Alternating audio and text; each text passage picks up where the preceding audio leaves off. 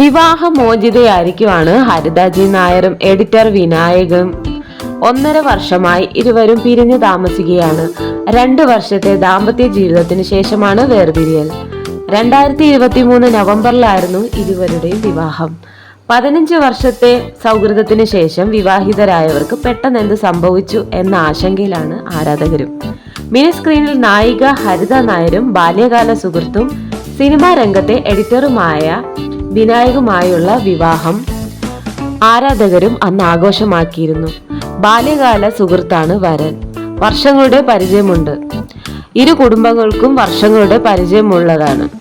അതിനാൽ തന്നെ ഹരിതയുടെ വിനായകന്റെയും പ്രണയ വിവാഹമായിരുന്നു എന്ന ആശയിലായിരുന്നു പ്രേക്ഷകരും.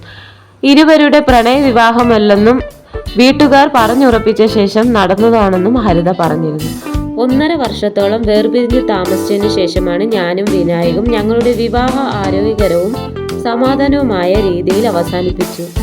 ഞങ്ങളുടെ സൗഹൃദം കൂടുതൽ സന്തോഷകരവും ആരോഗ്യകരവുമായ രീതിയിൽ തുടരും.